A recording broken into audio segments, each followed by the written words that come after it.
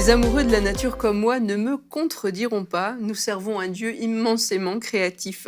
Il n'y a qu'à regarder autour de soi, enfin si on habite dans un lieu privilégié qui a gardé encore quelques touffes d'herbe, bien entendu, car le béton et l'asphalte sont nettement moins inspirants. Notre Dieu est créatif, c'est son essence même. Il est le Dieu de la création que même les païens appellent parfois l'intelligence supérieure qui préside à l'ordonnancement de l'univers.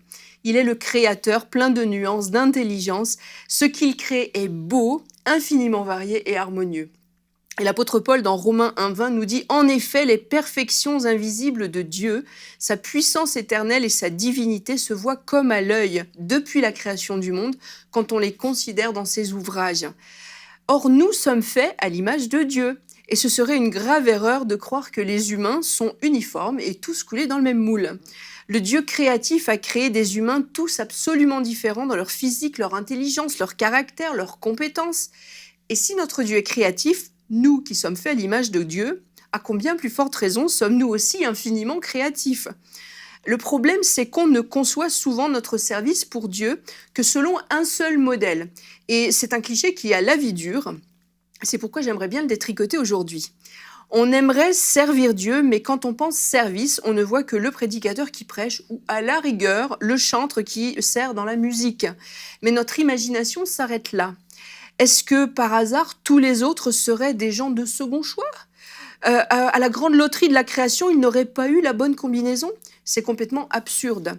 Si Dieu nous a créés avec autant de diversité, c'est qu'il veut que nous le servions dans toute notre diversité de talents, avec toute la créativité dont il nous a rendus capables.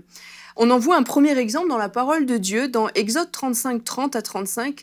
Moïse dit aux enfants d'Israël « Sachez que l'Éternel a choisi Beth-Saléel ». Un peu plus loin, il dit « Il l'a rendu capable de faire des inventions, de travailler l'or, l'argent, l'airain, de graver les pierres à enchâsser, de travailler le bois, d'exécuter toutes sortes d'ouvrages d'art. Il lui a aussi accordé le don d'enseigner, de même qu'à Oliab, fils d'Ahisamach. Il les a remplis d'intelligence pour exécuter tous les ouvrages de sculpture et d'art, broder, tisser les étoffes teintes, en bleu, en pourpre, en cramoisi et le fin lin, et faire toute espèce de travaux et d'inventions. » Alors ça, c'était pour le temple et c'est glorieux. Mais la créativité des enfants de Dieu ne se limite pas à l'Église. Nous sommes appelés aussi à briller en dehors des murs de l'Église. Et l'intelligence, la créativité et les dons que Dieu nous a accordés doivent servir aussi à l'extérieur pour amener la bonne odeur de Christ autour de nous. Et je vous encourage à oser mettre votre créativité au service de Dieu, à oser exploiter un talent inhabituel peut-être ou non conventionnel, parce que nous sommes infiniment créatifs. Alors il est temps que nos talents s'expriment pleinement pour la gloire de notre Dieu.